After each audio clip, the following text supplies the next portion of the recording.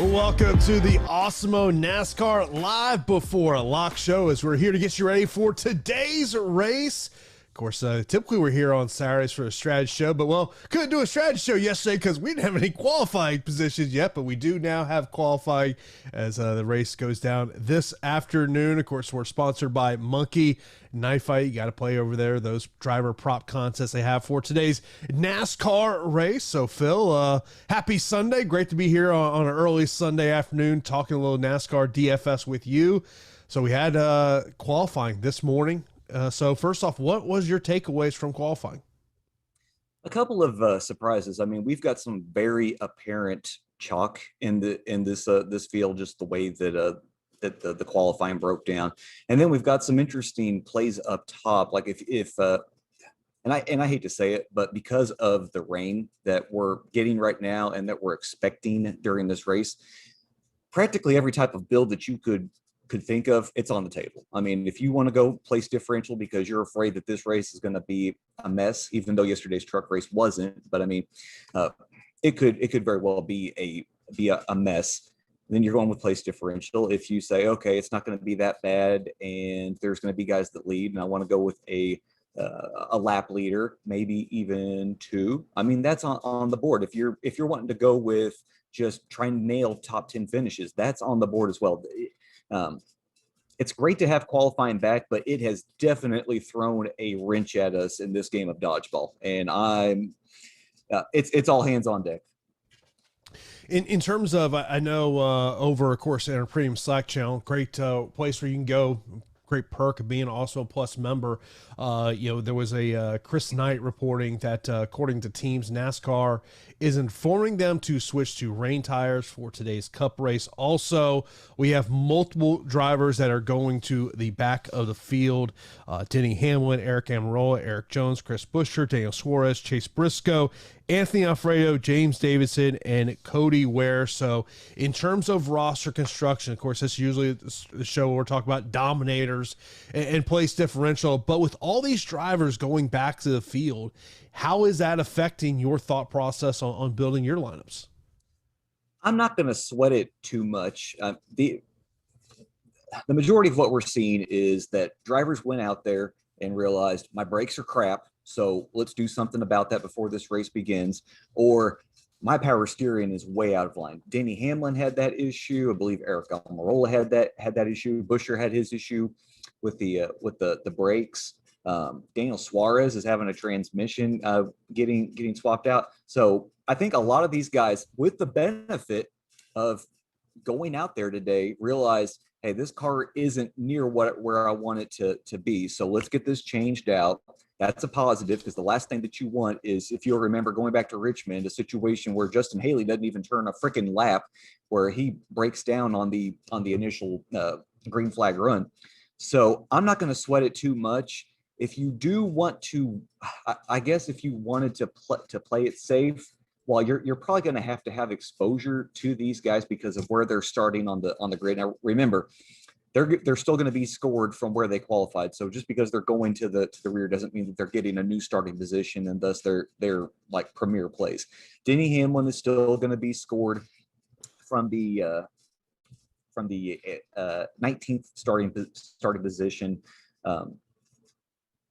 If you wanted to lower your ownership because of these changes, I could understand that, but I think for myself, I'm not going to sweat it too much. Of course, we're going to break these drivers down into tiers here in a moment. Of course, we'll answer your questions as we do go forward as well. In terms of dominators / place differential, I know before the show started, you were telling me about this could be a race of how you evaluate it based on place differential more than dominators. Right. And if this is going to be a race where it's going to be chaos because of the rain and the track gets really slick and guys are going through the corners and taking each other out, finding their way into the walls, what have you. And I mean, heck, think of all the mechanical issues that we've dealt with so far, and that was just through qualifying. If that's what we had just through 3 laps, there's no reason to think that these things don't start compounding, especially with the rain, which could create another issue. And then if the rain gets bad enough that we have ponding on the track and maybe there's some lightning, then they're going to have to bring the cars down pit road for a red flag, and then all of that water and condensation will build up and you could have an issue there. If you foresee something like that, then your safest route is to build a cash style lineup where you're picking place differential. You're picking guys that you're kind of hoping can pick up 10, 15, maybe even 20 spots and go that way. But if this is going to be just a wet race where things don't get that crazy, you're going to see the drivers that get out front, like in yesterday's race with Kyle Busch and in the truck race with Sheldon Creed. If a driver gets out front at this track, and remember, this isn't the 750 horsepower package. If they get out front, they're going to stay out front, and they're probably going to sit on that lead either until a caution comes out or a segment break. So in that case, you're going to have a driver accumulating the laps led points because there's nobody in front of them. They're probably also going to be knocking down fastest laps. So you very well could see a situation where we have a dominator, maybe even two guys that make the optimal lineup. Remember, salaries are down this week, so it's very easy where you could have a situation like a Chase Elliott and a Kyle Larson who only lead maybe 20, 30 laps a piece, but because they're hogging all of those available points and their salaries are down, even though they're only scoring 60, 70 points, they're still beating value by a good margin. Of course, be sure to subscribe also right here on YouTube. Help us get to 55,000 followers. We're just about there. So if you're not subscribed to the channel, be sure to do that. Of course, got great shows for you each and every day. Of course, later on today, we'll have NBA live for lock for the late slate to get you ready for tonight's late NBA action. I want to mention before we get into the salaries, Zach asking, can someone list who is going to the rear or where you can find them? I'll just lay them to you right now. So we got Denny Hamlin, Eric Amarola, Eric Jones, Chris Buescher, Daniel Suarez, Chase Briscoe, Anthony Alfredo, James Davidson, and Cody Ware. So let's get into the tier 1 salary. So these will be the drivers that are 10K in the 10K range over on DraftKings. So we got Martin Truex Jr. starting 17th. He's 10,006 on DK, 14,000 on FanDuel. Chase Elliott starting 8th, 10.5 on DK, 14.5 over on FanDuel. He's starting 8th. Kyle Larson starting 2nd, 10,200, 12,000 over on FanDuel. And Denny Hamlin, of course, was scheduled to start 19th, but he's going to the rear, 10,100 on DraftKings, 13,000 over on FanDuel. And Denny Hamlin is the guy that still, even though he's going to the rear here, Phil, everyone's still looking at him as a high ownership. Do you want to be a little bit under the field of what you're seeing right now? To be honest, if I've got anybody above 40% today in 20 max, and I didn't build any lineups for FanDuel today. So I built one. I built one GPP lineup as soon as I saw qualifying, and then I went on to DraftKings. But in 20 max, if I have anybody above 40%, it's going to be a place differential play like a Chris Buescher. The rest of these guys, even with what seems like a surefire play with Truex starting 17th or Denny Hamlin starting 19th with that place differential and their amazing histories at road courses, I don't want to take a heavy stand on any of these guys. Now, yes, Truex, Hamlin, they've got the safest floors because of that place differential. But to be honest, Truex, he hasn't been exactly the fastest that we saw through that one practice session. And I mean, we can do our best to not worry about Denny Hamlin and his power steering issue, but the fact is that it got changed out. That they had to do whatever it is. So you're hoping that issue will sort itself out, because last thing that you want is a driver having to drive around this track without power steering. They will wear themselves out super fast. Remember, this is 20 turns, 3.4 miles. If there's two things that you need in this track, it's brakes and power steering. So Denny, with his projected ownership, I'm looking here at the top driver pool. Remember, the only way that you get that is you're going to have to be a premium member here at Awesemo. I'm looking at Denny's ownership, and it's not crazy. It's one of the higher ones. It's definitely going to be a top 10 ownership today, but it looks like the field isn't going crazy on him. On a day like today, I think I'm going to be happy just matching the field on Hamlin, because I think there's plays around Hamlin, i.e. the lap leaders, that I I kind of prefer getting leverage with. I think that, like, if you're freaking out right now, you're at your computer and you're building your 1 to 3 lineups and you still don't know which direction that you want to go, realize the rest of the field, like 85-90%, is probably experiencing the same tilt that you are, pre-lock tilt.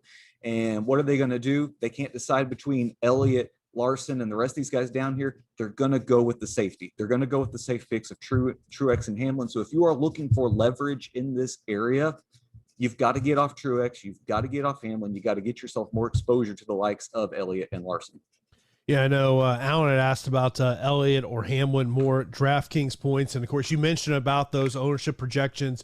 Sign up for it also, plus weekly pass, $29.95 to give you access to that. Also gets you in our premium Slack account, of course. But if you just want a NASCAR weekly pass, you can get that for $9.95. Just go to awesemo.com/join to sign up today. In terms of Chase Elliott and Denny Hamlin, Chase Elliott starting 8th, so not a ton of place differential there, though. Right, and that's the kicker, is that because Hamlin has those 11 more spots to gain, that what he needs to do, it's so much of an easier path, because I mean, we're talking about 11 place differential points. When you get down to the nitty gritty of what Chase needs to do to get 11, we're talking at the minimum, we're needing 44 laps led out of Chase to equal dominator points, and that's not even counting fastest lap. So we're needing 44 laps out of Chase to equate to what the margin is with Denny's place differential. Yeah, if you're looking for safety, it's probably Denny. I think after all is said and done, Denny's probably going to work his way into the top 10.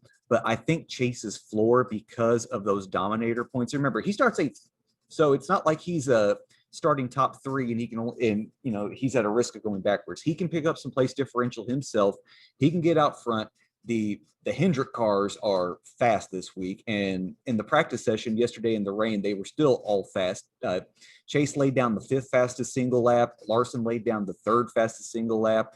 You go down the field, Bowman was 14th, and then I believe Byron was number 1. So Hendrick has unloaded with speed. They know how to get around this course with speed in the rain. So, I think probably one of the best 1-2 combos right there is going to be stacking the Hendrick drivers as potential dominators.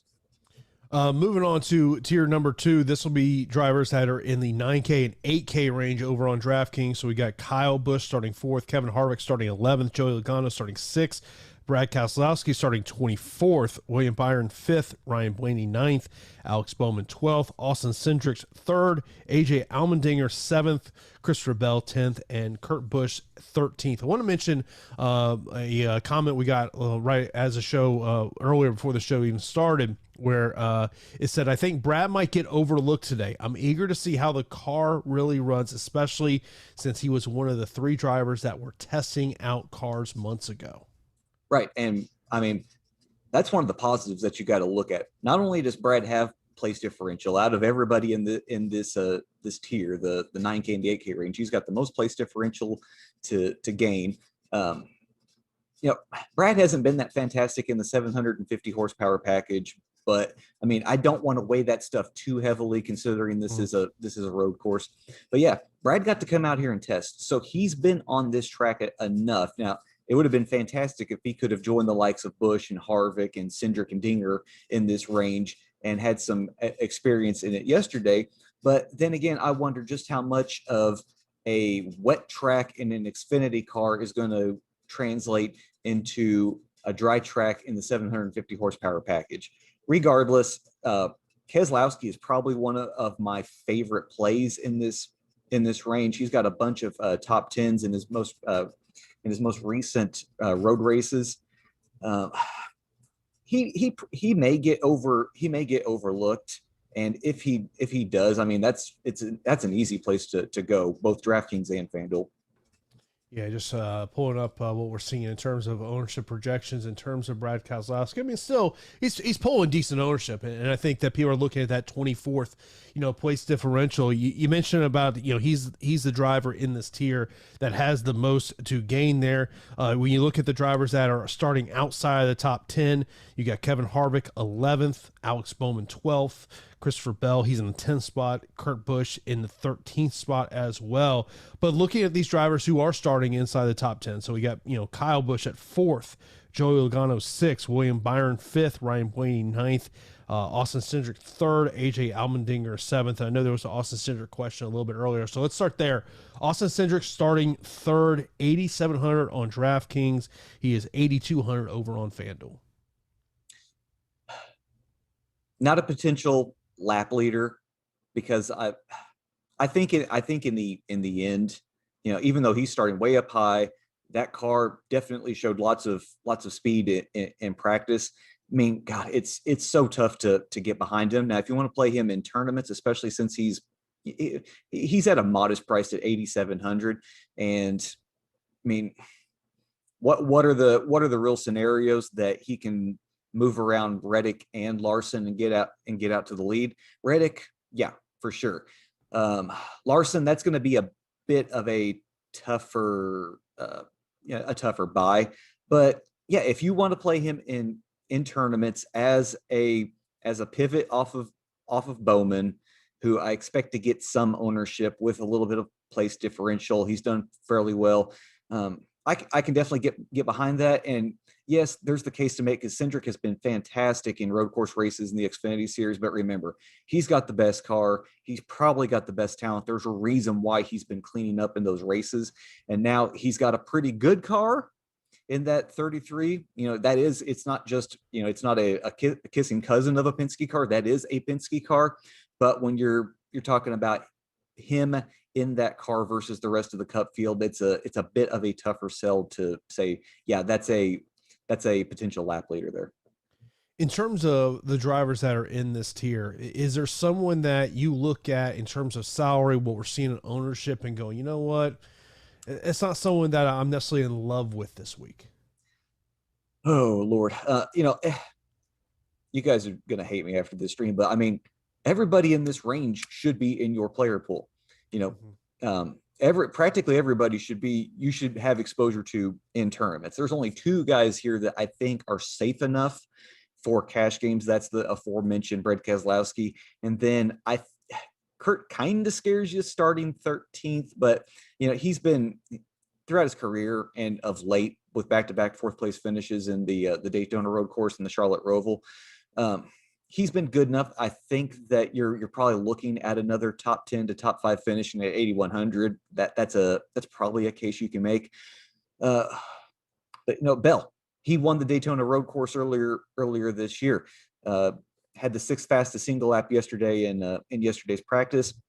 Bowman, we talked about, he's got speed. Byron is a guy that I've got him highlighted as a GPP play, but you could very well put him in your lineups as a potential lap leader. And he's gotten that good. That car is that fast. And when you look at who he's got to maneuver around to get to that lead, if it's a drag race, through the first couple of laps, can he get around Larson? Yeah, I mean, that's definitely on the table. Logano has been improving as a road course racer with back-to-back 2nd place finishes. And then you look at Harvick. Harvick is just steady Eddie when it comes to these races. He got experience yesterday. He took a BJ McLeod Xfinity car and brought it home top 5. He's another guy that I don't think what can be up there to lead laps, but starting 11th, he can make value in tournaments if he brings home a top 5 finish. Mentioned this question from Craig in chat. He said, and this is for a DraftKings single entry, Hamlin and Cindric or Logano and Keselowski. I think I'm going to go Logano and Kez. Cindric, I feel like you're probably looking at a 12th place finish out of Cindric, and I mean everybody else, Hamlin, Logano, Keselowski, I think they're all guarantees to move forward. And Cindric's the one that scares me. If you're looking to still stay on Hamlin and you're looking up for a pivot off of Cindric, can I sell you some shares of AJ Allmendinger? If this is going to be a wet race, then perhaps I want the driver that is probably the best road racer in the rain. It would take a 30 minutes to list off all of his road racing accolades. And if anyone's going to have experience and history in racing on a road course in the rain, it's going to be Dinger. Frederick had asked a question about the likelihood of rain and how does it change your strategy in terms of this race? It makes me not want to be so heavy on the top end drivers that I own, and it also makes me expand out my player pool. Like to be frank with you guys, I don't think I've got anybody above 45% except Chris Buescher, and that might find its way down just to spread out ownership even more.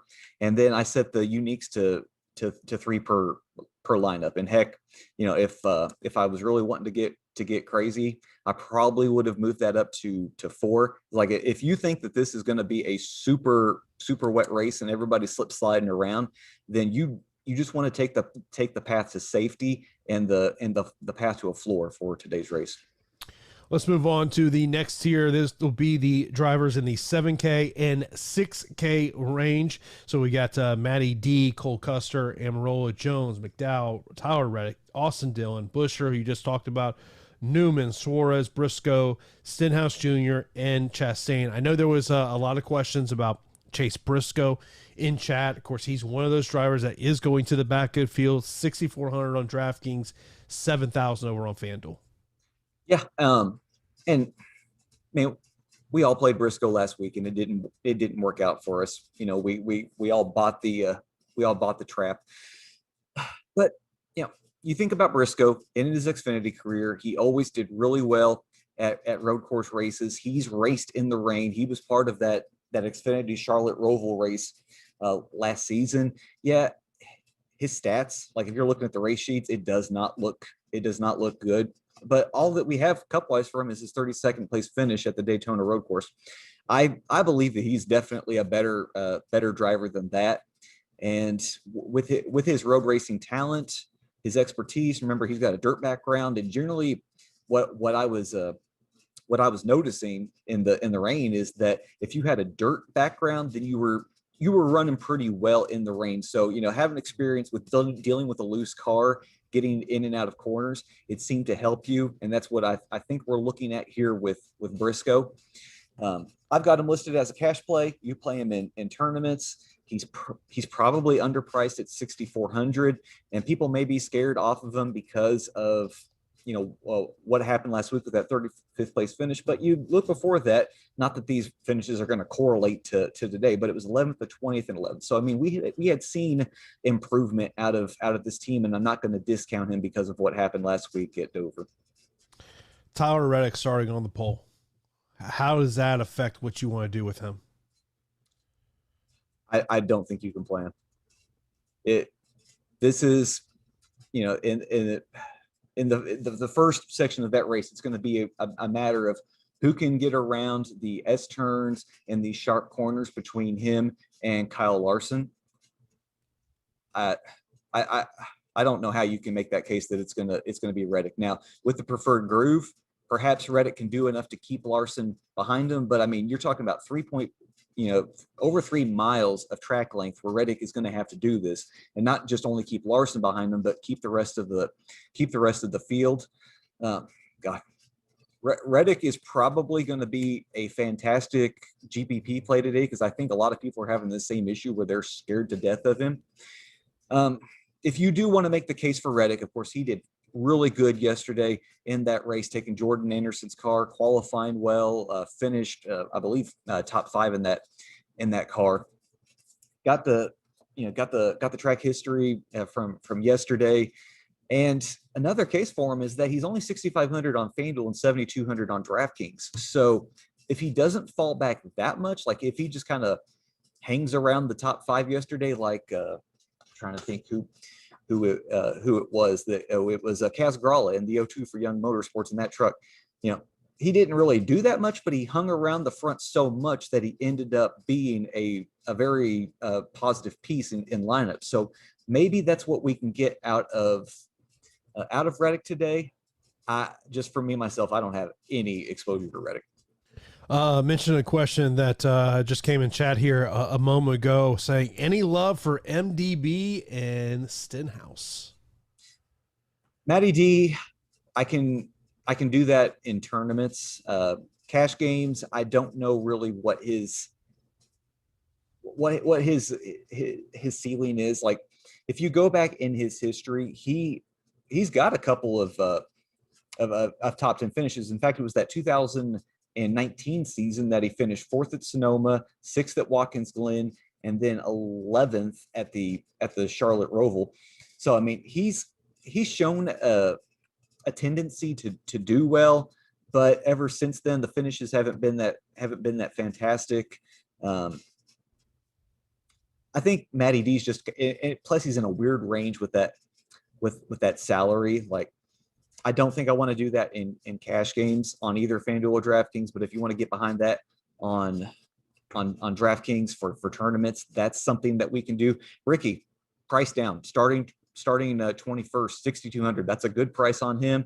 He's been just basically a rolling top 20 machine here at road courses, whether you're looking at his Roush years or JTG. Mm-hmm. And if you want to, I think, like, if you're a little scared of Briscoe and you want a little more safety, perhaps that move is going down to Ricky Stenhouse. But the thing to fear is, and I would not have thought about this, looking at the ownership projections, it looks like a lot of people in today's field are making that same decision. Yeah, it's Ricky Stenhouse is up there because of going to the back of the field. Is Daniel Suarez borderline, not in your player pool? If I have any shares of Suarez, it's just a one-off, and that was maybe to get me off of having so much Buescher or Briscoe. Suarez in his own right, he's a good, not a great road course racer. When he was in good equipment, he was generally just like a top 20 guy. And I think that Suarez is just going to be fighting all day to get back to where he started. So that really doesn't entice me that much. Of course, we are sponsored by Monkey Knife Fight. With Monkey Knife Fight, you are in charge. Be sure to download that app and be sure to use that promo code Awesemo for 100% instant first match deposit up to $100. You got to use that promo code Awesemo. Of course, their games, the player props more or less, and in terms of NASCAR, more or less on fantasy points. So be sure to check out our sponsor, Monkey Knife Fight. Let's look at the bottom end of these salaries. So these would be the drivers 6K or underneath 6K. So we got Bubba Wallace, Ryan Preece, Ty Dillon, Justin Yaley, Corey LaJoie, Anthony Alfredo, James Davison, Kyle Tilley, Cody Ware, Garrett Smithley, Josh Bilicki, and Quinn Hoff. And I know there was a question earlier about basically, in terms of underneath 5,000, who can you go to? I think you really only have two options. It's Davison and it's Bilicki. Remember, Davison was an IndyCar racer. He comes from New Zealand. His history is with road races. And in fact, if anyone's going to give just a pure run for their money for experience on road courses, especially in the rain, to Dinger, it's going to be James Davison.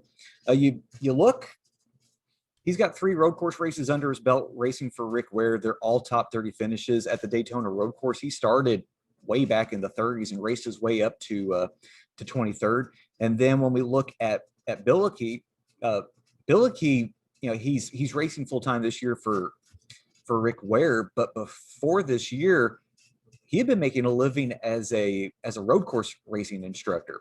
Like, that was how he made a freaking living, and he got picked up and has been able to just kind of piece together some road course races here and now he's got this full-time job with Rick Ware. The rest of these guys, like Hauff, didn't even attempt a practice run yesterday. Like, they don't do start and park with Quinn Hauff, but God, they just might decide after a few laps, Oh, hey, the transmission broke. Time to bring Half in. Let's get back to Charlotte. Cody Ware, he's got road course experience. He spent a year, I believe it was a couple of years ago, racing in the Asian Le Mans series.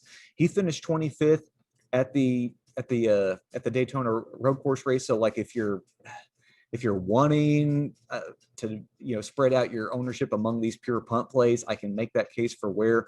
Kyle Tilley, he's got actual road course experience himself, but he turned in the slowest lap yesterday in the rain. So like if the road course experience was going to make any shred of a difference, even in this slower car, it didn't do it for Tilley.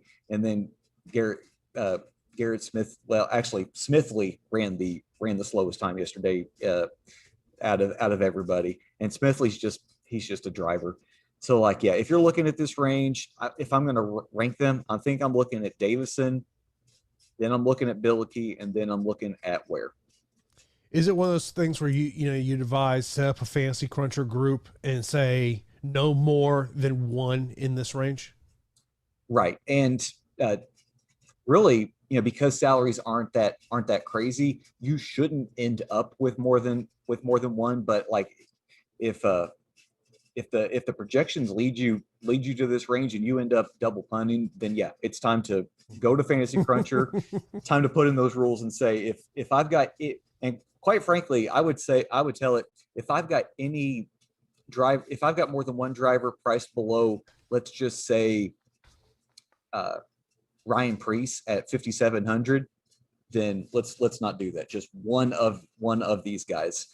Of course, make sure to rock that Awesemo avatar on your DFS profile. I'm rocking it on my profile. And of course, you can download that at awesemo.com/avatar. And when you place in the top 3 contests with over 5,000 contestants, you got to tweet that win on Twitter at Awesemo HOF, and you can win a free month of Awesemo Plus Platinum. And of course, you see all the screenshots there, the various people who have gotten a win, whether it's in NBA, MLB, NHL. Of course, we all have great tools over here at awesemo.com. I mentioned about that weekly pass to sign up over there. So we always love seeing those screenshots so you can get into that Awesemo Hall of Fame. And you got to tweet your wins at Awesemo HOF. And when you place in the top 3 of a contest over 5,000 entries, you'll win a free month of Awesemo Plus Platinum. But do want to get into your questions here as we're 25 minutes away from lock here. So we'll get into questions. Mention a question over in Slack. This is a DraftKings GPP in the 444 contest. Bowman or Dinger? I'm going to say Bowman. Really, for Dinger to make hay, I think he needs to lead laps. And really, I think the best case scenario for him is that it's just a deluge and that he can use that to his advantage and maneuver his way to the front. But with Bowman, he's got place differential. We know he's going to have a fast car. Remember, this is the 750 horsepower package. He's got 2 wins in this package. He's done pretty well for himself. So I'm going to say Bowman. Of course, if you have any questions, be sure to start lining those up in chat. Caleb asking best play between 8.1 and 9.2 over on DraftKings. So kind of just going down the list of what that would be. So that'd be Kurt Busch, Christopher Bell, AJ Allmendinger, Austin Cindric, Alex Bowman, Ryan Blaney, and William Byron. Let's say that you're wanting to get a little bit different. Like, to be honest, out of all of these guys, probably my favorite would be William Byron. But let's just say you're wanting to get a little bit different. Let's talk about a guy that we have not mentioned whatsoever today, and that's Ryan Blaney. Blaney has wins at road courses. He traditionally does really, really well here. Laid down the 9th fastest time in the rain yesterday. He's a guy that I've got highlighted as a potential lap leader, but you can just play him as just a somewhat cheaper tournament option. Starting 9th, he's got the place differential. We know that he traditionally runs well in road course races. Believe he was on his way to winning the preseason all-star race at the Daytona road course before him and Chase accidentally found their way into each other. Blaney I'm going to say out of all these guys in this range, Blaney may be the one with the highest ceiling.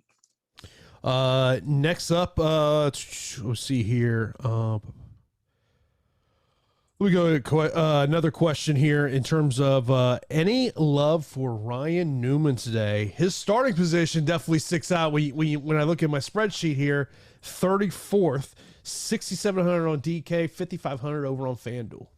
Oh, mama, I've been throwing this up ever since qualifying ended. It's like he has a floor because of this starting position, with him starting 34th. But my God, I don't know really what his ceiling is today. Like, over the last 3 years, he's got a 7th, he's got an 11th place finish. But you look back at the road course races last year, it was a 31st, it was a 19th. He finished 20th in the Daytona road course earlier this season. Can he work his way to around 20th again? Yeah, I mean, that's definitely on the table. And that as he moves throughout the field, he's going to make it hell on people trying to get around him. He will block practically everybody.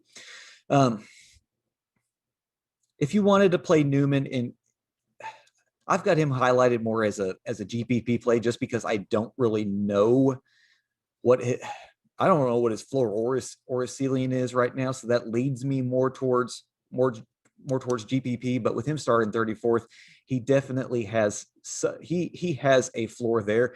Something that might concern you is that in yesterday's practice session, he threw up the 34th fastest single lap. So he apparently struggled in the rain. And if it's going to do that same thing again, I mean, you could be sitting there with Newman with high hopes, but he might just be stuck back there in the 30s all afternoon. Matthew, he says, no love for Eric Jones. What about Anthony Alfredo? Alfredo starting 37th. That's another guy. Like, if you're sitting at James Davison and you've got the salary, it might make a little more sense to go with Alfredo, who feels like he's going to give you maybe a little bit better of a floor. But I feel like Davison's definitely got the higher ceiling out of the two. Let's just talk about this. In yesterday's practice session, and Davison got out late because inspection was taking forever. Davison put down the 20th fastest single lap yesterday out of everybody. Alfredo's was 37th. We have seen when Alfredo goes to a track that he did not have experience at in the Xfinity Series or the Truck Series, it is a tough scene. And of course, nobody has really been to this track yet in a Cup car. So, we saw Alfredo struggle through practice. He could definitely struggle through this race today. Next up, Stan saying no McDowell. So Michael McDowell starting 23rd, 7,400 over on DraftKings, 8,500 on FanDuel.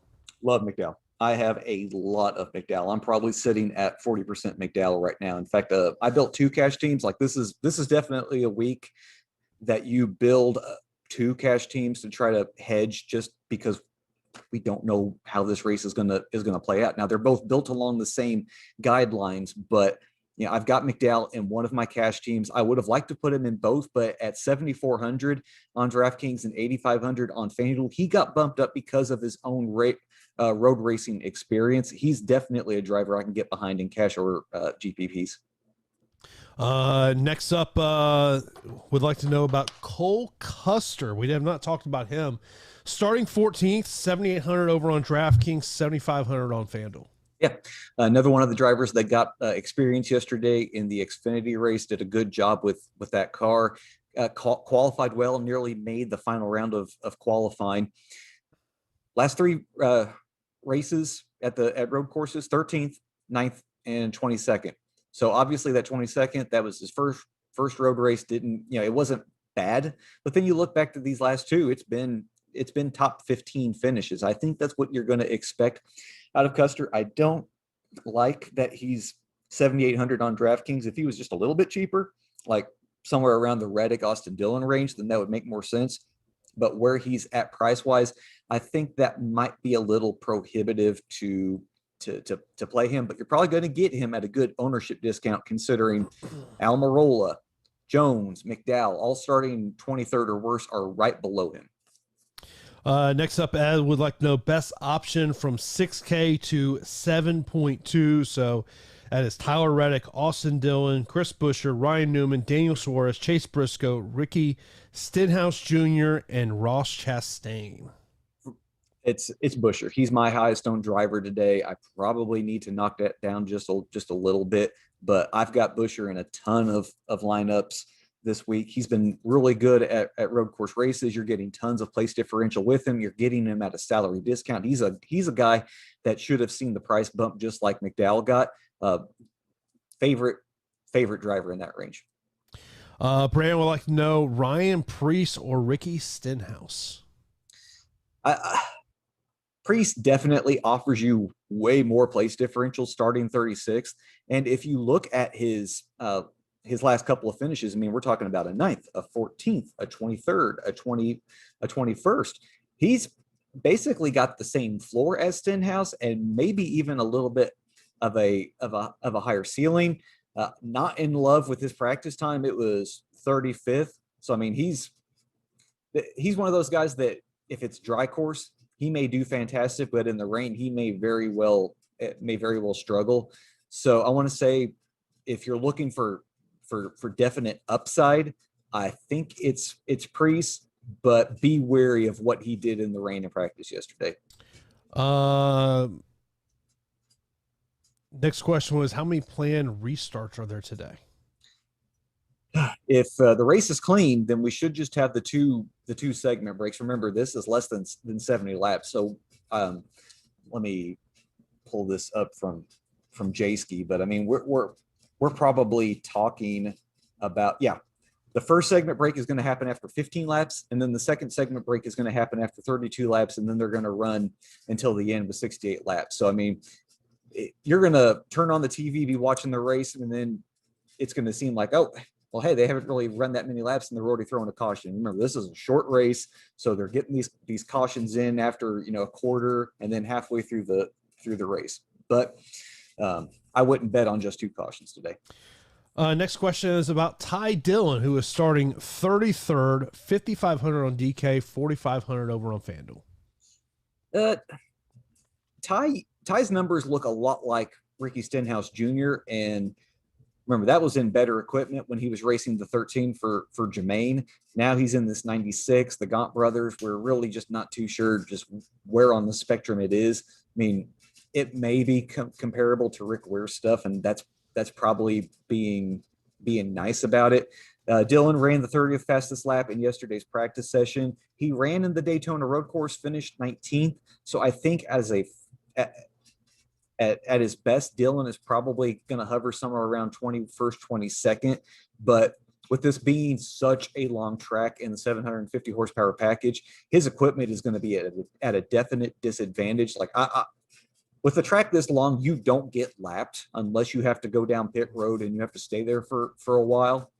But, Dillon could very well be like Alfredo, like I fear, just hovering around the 30s all day.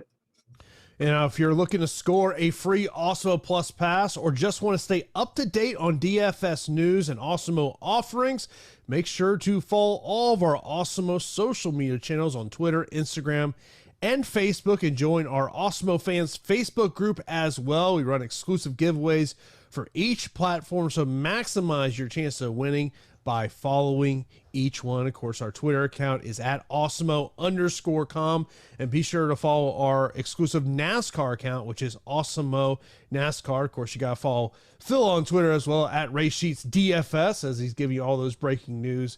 And I know one of the questions I saw earlier, and people may have this when they see the race sheets, and they are asking about the color coding and what all that meant.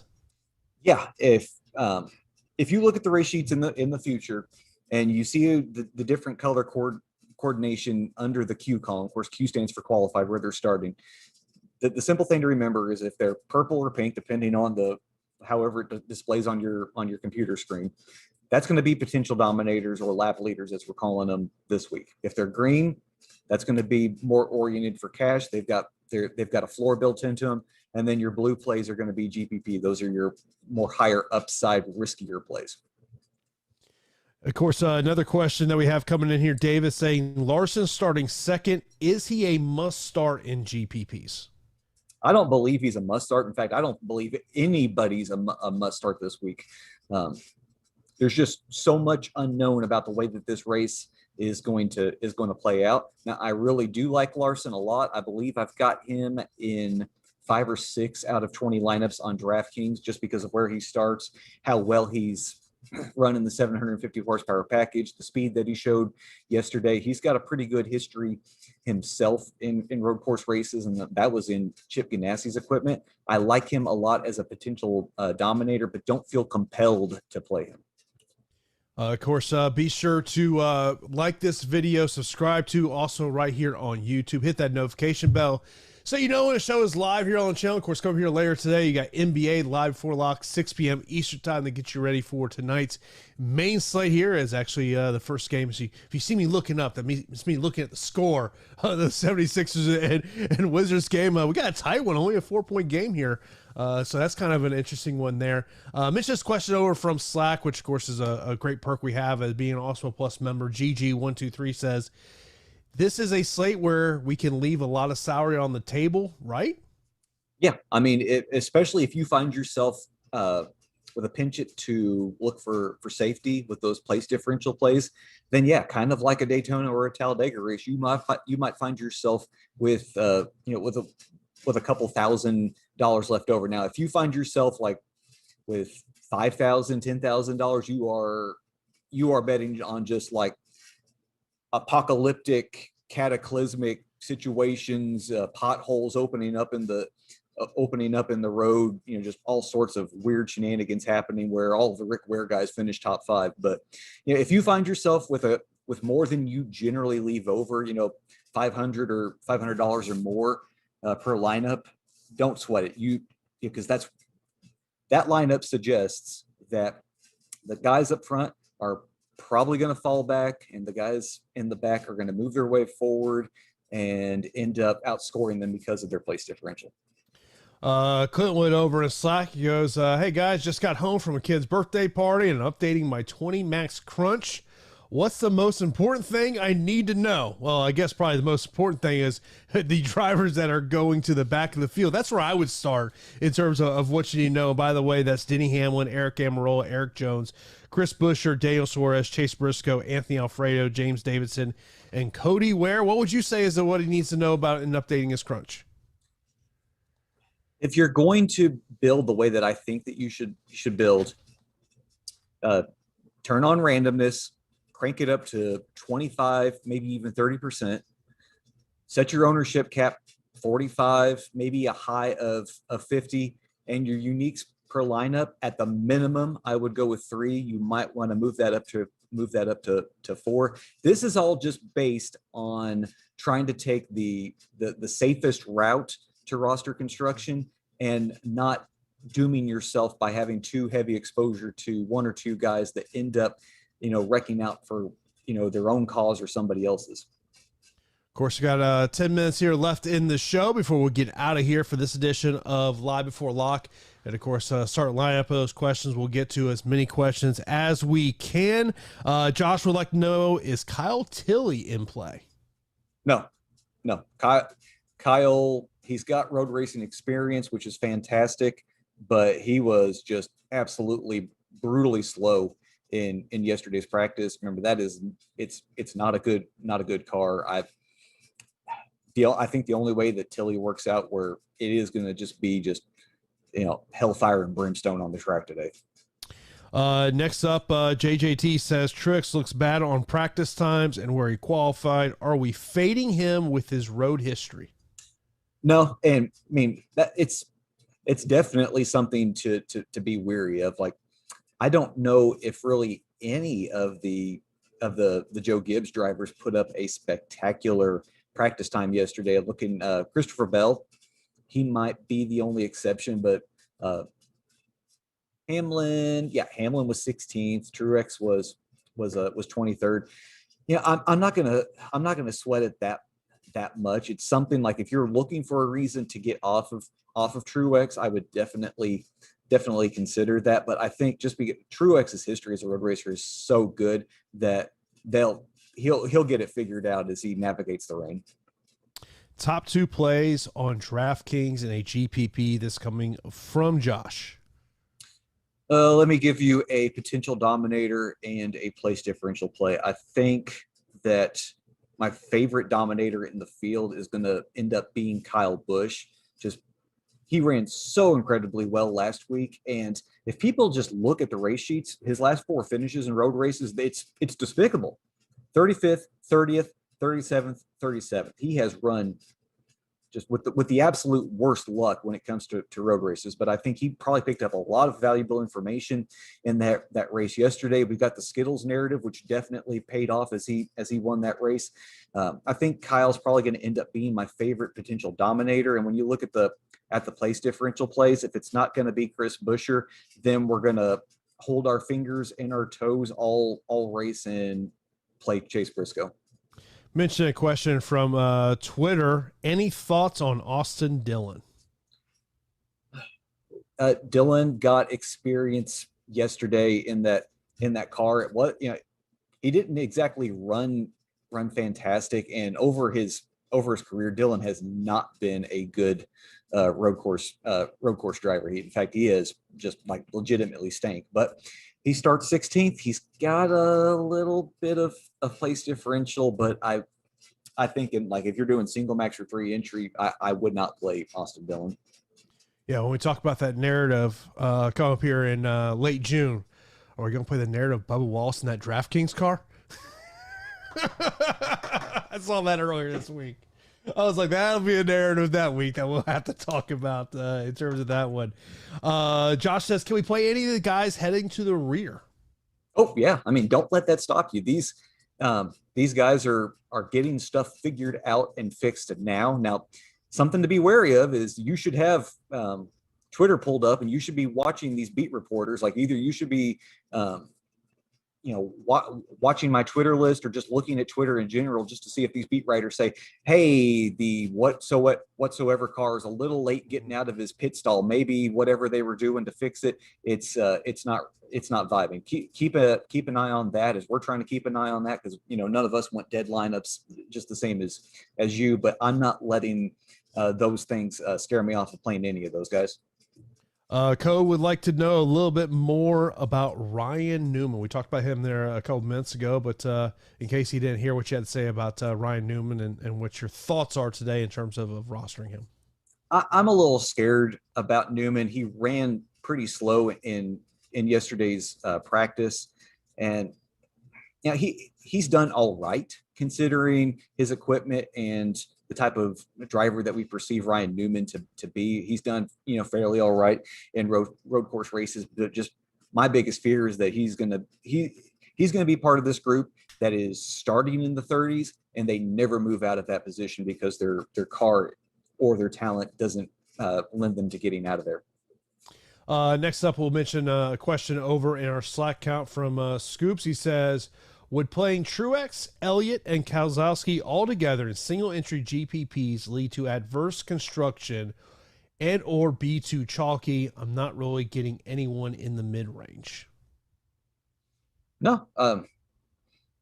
Truex gives you place differential plus winning upside. Elliott definitely gives you dominator points. And then Keselowski is going to give you plenty of place differential. Like, let me just clear out one of these lineups and throw those guys in there. I mean, that leaves you 6,500 left over per driver. And when I look in these 6Ks, there's plenty of guys that I like in this range. And I don't think that lineup kind of build is going to be really that chalky. Next up, Wise says, what can we expect from Ty Dillon today? Another guy like Newman. I think that his equipment it's not going to lend itself to, it probably his ceiling today is like a 25th, a 24th place finish. But I think that he's going to be a guy that without some attrition, he's going to probably 28th, 29th. Next up, Scott says, is there anyone on DraftKings 5.5K or under we can play? Thanks, guys, for the info. Yeah, you can play Justin Haley. He's got plenty of experience in road courses. He ran in yesterday's Xfinity race. If you want to get ugly, you can somewhat make the case for Anthony Alfredo since he starts so far back. I really don't like it. The guy that I like the best out of this range is James Davison. You get place differential, you get the experience on road races, you get the experience racing in the rain. He put down a very respectable lap yesterday in the practice session. I just looked up, and I think Jordan's probably seeing the same thing I'm seeing. What is Shaq wearing? What is those shoes? I guess he just must have got out of the bed and let me throw on some slippers and with the suit on. I just saw that up on the screen. Oh man, yeah, it's God, that's interesting attire there from Shaq. In terms of maybe some drivers that we necessarily haven't talked a ton about, Kevin Harvick starting 11th, 9,700 over on DraftKings. Harvick, I don't like him as a potential lap leader, but you can get him in your lineups as a GPP play. He's a guy that could very easily finish with a top 5 finish. If he's going to be optimal, he's going to need some fastest laps. And in this 750 horsepower package, that is one thing that he has definitely been lacking this year. You mentioned about Ryan Blaney, maybe someone to play in terms of someone else in terms of some leverage there. Just want to do an update on our ownership projections here, looking at obviously people still getting to Denny Hamlin. AJ Allmendinger is up there as well. But, one of the things I always love to do is I always look under 20% ownership. That's kind of where I'm trying to develop some lineups there. And Ryan Blaney is one of those guys we're seeing underneath 20% ownership. Yeah, and I already talked about Blaney just a couple of minutes ago. He is a guy that definitely can make his way to the front. Now, I don't think it'll happen in the first segment, but come the second segment, he could definitely be there. Next up, we'll mention this. Baldy says, I have 52% Ty Dillon and 13% James Davidson in my 20 max. How should I even those two drivers' exposures out? That's not that much James Davison to be honest. In fact, I think I have maybe 20% James Davison in 20 max, but when you think about it, that's only 4 lineups. If you've got that much Ty Dillon, oh Lord, you need to spread some of that to Preece. If you can get up to Ross Chastain and Briscoe and Stenhouse, I would do that. Heck, I might be willing to go down to Haley and Davison as well. But if you've got that much Ty Dillon, that scares me. I would try to find a way to spread that out a bit more.